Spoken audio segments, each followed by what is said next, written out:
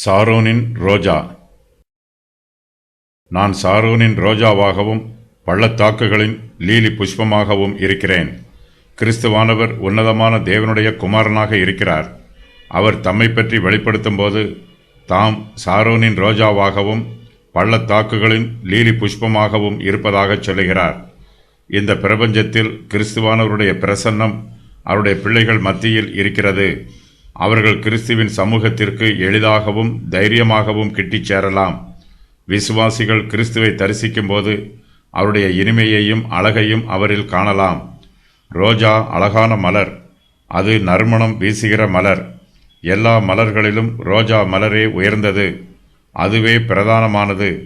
நம்முடைய கர்த்தராகிய இயேசு கிறிஸ்து தம்மை பற்றி சொல்லும்போது தம்மை சாரோனின் ரோஜா என்று சொல்லுகிறார்.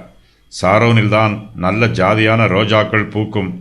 சாரோனின் நிலமெல்லாம் ரோஜா மலர்களால் நிரம்பியிருக்கும். சாரோனுடைய ரோஜாவின் அழகை எல்லோரும் பார்த்து ரசிக்கலாம். அதை எல்லோரும் பயன்படுத்தி கொள்ளலாம். அதுபோலவே கிறிஸ்துவின் சுவிசேஷமும் எல்லோருக்கும் பொதுவாக இருக்கிறது. அதை எல்லோரும் பயன்படுத்தி கொள்ளலாம். சாரோன் என்பது ஒரு தோட்டமல்ல, இது ஒரு விளைச்சல் நிலம். தோட்டத்தில் ரோஜா மலர்களை பயிரிட்டு அதை வேலி அடைத்து பாதுகாப்பார்கள். அந்நியர்கள் யாரும் அதற்கு உள்ளே பிரவேசிக்க முடியாது.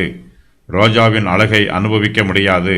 சாரோனின் ரோஜாவோ வேலி அடைத்து பூட்டப்பட்டிருக்கிற தோட்டத்திற்குள் மலர்ந்திருக்கிற ரோஜா மலர் அல்ல.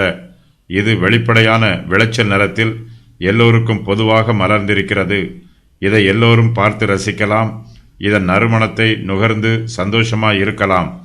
கிறிஸ்துவானவர் தம்மை பற்றி வெளிப்படுத்தும் போது தாம் பள்ளத்தாக்குகளின் லீலி புஷ்பமாய் இருப்பதாக சொல்லுகிறார்.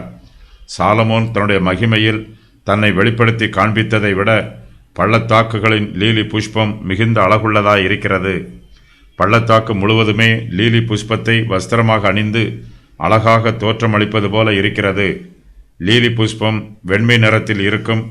பள்ளத்தாக்குகளில் மறைந்திருக்கிற லீலி புஷ்பங்கள் பார்ப்பதற்கும் அழகாயிருக்கும், நுகர்வதற்கும் நறுமணம் உள்ளதாயிருக்கும். கிறிஸ்துவானவர் தம்மை லீலி புஷ்பம் என்று சாதாரணமாக சொல்லாமல் பள்ளத்தாக்குகளின் லீலி புஷ்பம் என்று சொல்லுகிறார். பள்ளத்தாக்கு என்பது தாழ்வான பகுதி. இது கிறிஸ்துவானவரின் தாழ்மையை குறிக்கிறது. கிறிஸ்து தம்மை மலையின் மேல் உயரத்தில் மலர்ந்திருக்கிற லீலி புஷ்பமாக வெளிப்படுத்தாமல் பள்ளத்தாக்குகளில் தாழ்வான பகுதிகளில் மலர்ந்திருக்கிற லீலி புஷ்பங்களாக வெளிப்படுத்துகிறார். மனத்தாழ்மையுள்ள ஆத்மா தனக்குள்ளே அதிக அழகுள்ளதாக இருக்கும். யாரெல்லாம் பள்ளத்தாக்குகளில் இருக்கிறார்களோ அவர்களுக்கெல்லாம் கிறிஸ்துவானவர் லீலி புஷ்பமாக இருக்கிறார். தாழ்மையில் இருக்கிற ஆத்துமாக்களிடத்தில் அவர் அழகான லீலி புஷ்பமாக மலர்ந்திருக்கிறார்.